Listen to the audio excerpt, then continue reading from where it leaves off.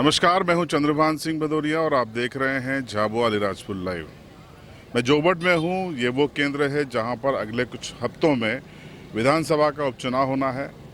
चाय पे चर्चा हालांकि मोदी जी का कॉन्सेप्ट था, लेकिन अब ये पूरा ग्लोबल हो गया है। तो हम भी जोबट में हैं और चाय के जरिए ही, चाय के साथ ही हम यहाँ पर कुछ स्थानीय लोग हैं, उनसे चर्चा करेंगे, जानेंगे कि चुनाव के लिए जोबट कितना तैयार है। तो यहाँ पर तमाम स्थानीय लोग हैं, चाय के साथ हम उनसे चर्चा करेंगे। शुरुआत करते हैं, पत्रकार है राजेश जैन, उनके साथ। राजेश जी, चुनाव कभी भी हो सकते हैं, ऐलान हो सकता है। सबसे बड़ा ये है कि दोनों पार्टी की ओर से किन किन नामों की चर्चाएं हैं? कांग्रेस की ओर से नामों में सुलोचना रावत, महेश पटेल, शंकर सिंह बामनिया, विशाल रावत से कुछ नामों की चर्चा है। भाजपा की अनीता नागर सिंह चौहान, नागर सिंह जी खुद, माधु सिंह जी डावर, मुकाम सिंह जी डावर, भदू भाई पचाया, इन नामों की चर्चा यहाँ पर है। मांगीलाल जी चौहान उदयगढ़ के चर्चा इनकी भी चल रही है।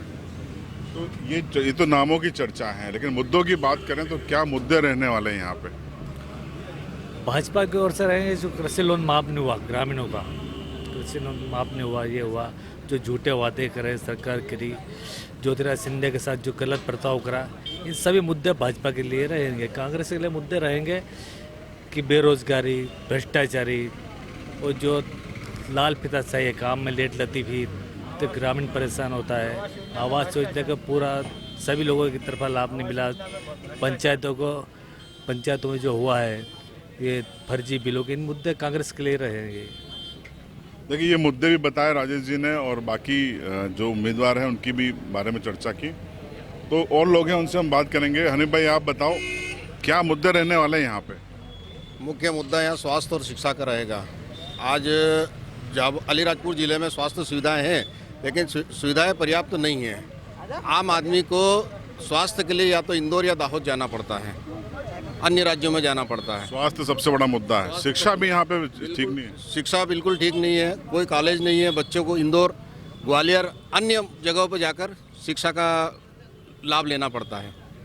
ये बड़े मुद्दे रहेंगे। सुनील खेड़े कांग्रेस के जिला मीडिया प्रभारी हैं, इसलिए इनसे चर्चा इम्पोर्टेंट हो जाती है। कांग्रेस में कितनी एकता है इस चुनाव को लेकर? अभी आपने देखा होगा हमारे जो भी प्रत्याशी थे सब ने मीटिंग करके एक सुर में बोला है कि जिसको भी टिकट देगी कांग्रेस, सभी एक मिलकर चुनाव लड़ेंगे। ये तो चुनाव के पहले की बयानबाजी होती है, पर देखने में आता है कि टिकट के बाद नाराजगी होती है, सबोटेज होता है। उससे निपटने की कोई योजना है?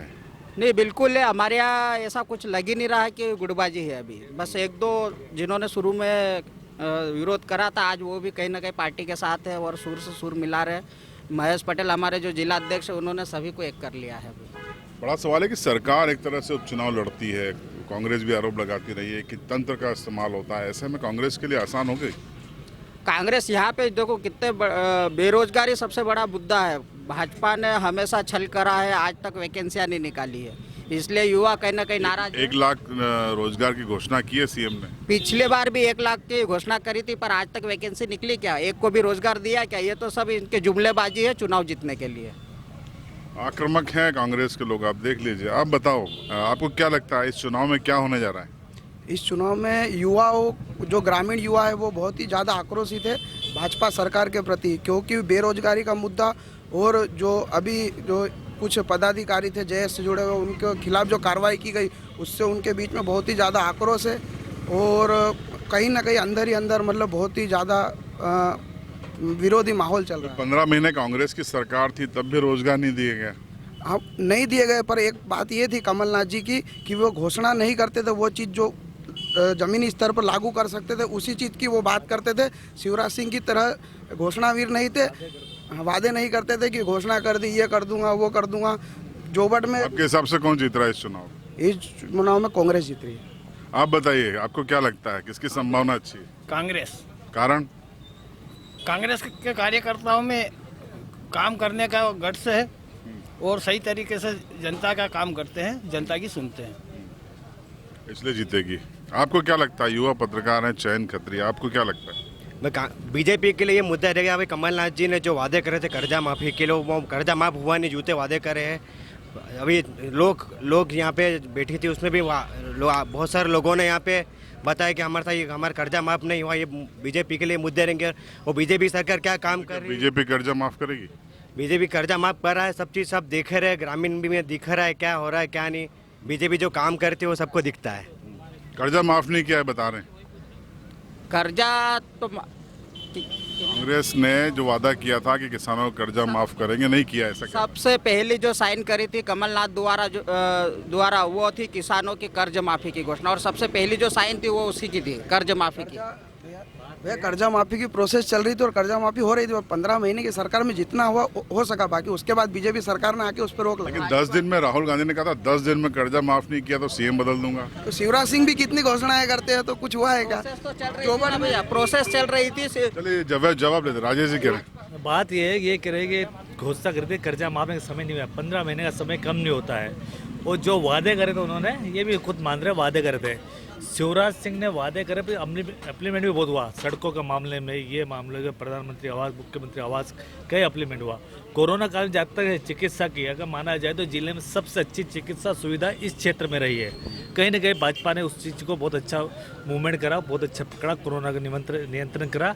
और कर्जा माफी जो भाजपा में आएगी तो किसानों की जनहितैषी योजना इतनी ला रहे हैं कि आप ये किसान है पढ़े, इनसे पूछ लीजिए। आप युवा हो, वोट दोगे आप? हाँ, अभी वोट आ गया आपका? वोट नहीं आया सर। चलो इनका वोट नहीं है, फिर भी बता दो क्या लग रहा है। सुनते हो आप चुनाव के बारे में? हाँ, सुनते क्या हैं। लग रहा है आपको?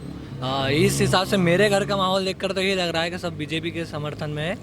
और जो मेरे जितने भी मित्र हैं और यहाँ मेरे मित्र के जो बड़े हैं वो सब भी बीजेपी के साथ ही है। बहुत बढ़िया। आप बताइए आप ग्रामीण क्षेत्र से हैं, ग्रामीण क्षेत्र में क्या माहौल चल रहा है उपचुनाव को लेकर? ग्रामीण क्षेत्र में कांग्रेस का माहौल है। क्यों है? और कांग्रेस का माहौल है ग्रामीण क्षेत्र में, गरीब गरीब के लिए कांग्रेस ही है। और बीजेपी जो कहती रहती है वो झूठा वादा करती रहती है। और शिवराज सिंह चौहान 15 साल से मुख्यमंत्री पद पे है, तो 1 साल में 1 लाख भी पब्लिक को रोजगार देता है तो 15 लाख बेरोजगार कम होते, ठीक है ना। तो 15 साल में 52 जिले में भाग करते तो कितने बच्चे कम हो जाते। झूठे वादे करता रहता है और काम होता नहीं। और यहाँ कॉलेज कितनी बाकी है और हॉस्पिटल कहाँ है। इन्होंने लॉकडाउन लागू चालू कर अभी 100 बेड का सिविल अस्पताल दिया उन्होंने, तो दिया है, अभी घोषणा करी है, लेकिन पहले 15 साल में क्या किया, ये बड़ा सवाल है। वकील साहब हमारे साथ मौजूद हैं। शुभ नाम क्या आपका? लोकेंद्र विश्वकर्मा। लोकेश जी, क्या लगता है, आप भी लोगों के टच में आते हैं, किस तरफ जा रहा है ये चुनाव, क्या मुद्दे होंगे? बेरोजगारी, अशिक्षा, ऐसे मुद्दे यहाँ पे बिल्कुल ज्वलंत रूप से, जिस पे सरकार दोनों ही पक्ष कोई ध्यान नहीं दे पाते हैं। और जहाँ तक ये कर्जा माफ़ी की बात देखी तो अभी लोक अदालत हुई थी जिसके अंदर मैंने कई ऐसे प्रमाण पत्र देखे जो कांग्रेस के द्वारा पूरे नहीं किए गए और ना ही कोई बीजेपी के द्वारा अभी तक कोई कार्य किया गया है। तो मेरे को दोनों ही पक्ष में अभी लग नहीं रहा है कि कौन क्या है। आप बताइए, क्या शुभ नाम है आपका? गजेंद्र राठौड़। तो राठौड़ साहब, किस दिशा में जा रहा है ये चुनाव, क्या मुद्दे निकल के सामने आएंगे और किन उम्मीदवारों की संभावना है? जोबट उपचुनाव को लेकर मध्य प्रदेश के अंदर जो उपचुनाव जोबट में होने जा रहे हैं, देखा जाए तो मेरी नज़रों से अगर मैं देखता हूं कि तो जोबट की वैल्यू इस उपचुनाव ने बढ़ा दी है। नहीं तो जोबट को वैल्यू नहीं थी अभी तक, उपेक्षित था जोबट। उपेक्षित। अब इसको जोबट की वैल्यू उपचुनाव से बढ़ चुकी है। तो क्या जोबट को इस स्थिति का लाभ लेना चाहिए, जैसा कि लाभ मिलता दिखा? अभी सीएम ने कई घोषणाएं की। जोबट वासियों के लिए बहुत सुनहरा अवसर है, गोल्डन समय है। इस समय सभी दोनों पक्ष विपक्ष की नज़र जोबट विधानसभा पे है। और मैं सोच रहा हूँ कि जोबट में अभी तक जो काम नहीं हुए हैं वो इस उपचुनाव के माध्यम से हो जाए तो ये जोबट का एक सर्वांगीण विकास हो जाएगा। जोबट के अंदर आप छोटी सी भी अगर आप अन्य जगह जाओगे, नगर परिषद को देखेंगे तो आपको नगर के स्वागत द्वार मिलेंगे। जोबट उप जिला कहलाता अलीराजपुर जिले का, आपको जोबट के किसी भी नगर के द्वार पर नगर द्वार नहीं मिलेगा, स्वागत द्वार नहीं मिलेगा। और दूसरा ये है कि एक बहुत बड़ा मुद्दा यहाँ धर्मांतरण का भी है। जोबट के अंदर विधानसभा के अंदर धर्मांतरण का ऊपर भी ध्यान देना जरूरी है। तो आपको क्या लगता है, 17 साल से बीजेपी की सरकार है, उन्होंने ध्यान नहीं दिया? उसके पहले 55 साल कांग्रेस की सरकार रही, उन्होंने ध्यान नहीं दिया? देखो, ये धर्मांतरण बीजेपी तो पक्ष में नहीं रही है कि धर्मांतरण हो। 17 साल तो सरकार उनके पास है, तंत्र उनके पास है। उनने उनके इस तरह से काम किया, लेकिन चोरी छुप के काम कोई हो रहा है तो वो चल ही रहा है ना, उसको रोक नहीं पाई। उसको रोक नहीं पाए। आप विजय भाई है हमारे साथ, ग्रामीण क्षेत्र से आते हैं, क्या माहौल है ग्रामीण क्षेत्रों में? ग्रामीण क्षेत्रों में अभी भारतीय जनता पार्टी का अच्छा माहौल है और लगभग अच्छी संभावना है कि भाजपा को वोट मिलेंगे। कौन सा उम्मीदवार आप देखते हैं जो बीजेपी के लिए जिताऊ हो सकता है? भारतीय जनता पार्टी से तो पार्टी जो तय कर दे उसको, मतलब कमल ही उम्मीदवार है। कमल का फुल उम्मीदवार है। अच्छा, तो किन मुद्दों के आधार पे बीजेपी यहाँ पर बढ़त ले रही? भारतीय जनता पार्टी की सरकार बनने के बाद जो विकास कार्य अच्छे हुए हैं उसके आधार पर वोट मिलेंगे। तो ये चाय पे चर्चा थी जो हमने जोबट में यहाँ तहसील कार्यालय के बाहर एक चाय की दुकान पे की। कुछ कहना चाहते हैं जिला कांग्रेस? भैया ये बोल रहे कर्ज माफ़ी नहीं हुआ। आपको शायद याद होगा कि झाबुआ उपचुनाव में जो प्रत्याशी थे भानु भूरिया, उनके परिवार का भी कर्जा माफ़ करा है। लेकिन वकील साहब कह रहे हैं उन्होंने कई लोक अदालत में प्रकरण लगाए हैं। किन्होंने? ये वकील साहब कह रहे हैं। नहीं, पर ये तो आपने कोई इसके सबूत है, बाई प्रूफ है कि उसका भी कर्जा माफ़ हुआ है। तो देखिए, ये आरोप प्रत्यारोप है फिलहाल, लेकिन आपको ये बताते चलूं कि यहाँ पर जोबट में कई मुद्दे रहने वाले हैं। जो बातचीत का निचोड़ निकला उसमें बेरोजगारी सबसे बड़ा मुद्दा है, धर्मांतरण भी एक बहुत बड़ा मुद्दा सामने आ रहा है। लेकिन धर्मांतरण को लेकर और बेरोजगारी को लेकर, कर्ज माफ़ी को लेकर आरोप प्रत्यारोप ज़्यादा है, ठोस बातें कम हैं। धर्मांतरण अगर बीजेपी का आरोप है तो 17 साल बीजेपी की सरकार थी, इन्होंने क्या किया? कांग्रेस का आरोप है तो 55 साल उन्होंने राज किया, उन्होंने क्या किया? कुल मिलाकर जुमलेबाजी ज़्यादा है, लेकिन उम्मीदवार तय होने के बाद ही यहाँ पर गति चुनाव पकड़ेगा। और उम्मीद है कि जोबट में संभवतः दिसंबर में ये वोटिंग हो जाएगी। फिलहाल आपकी क्या राय है इस चाय पर चर्चा पर? कमेंट बॉक्स में ज़रूर बताएं। चैनल को सब्सक्राइब करें और बेल आइकन दबा दें।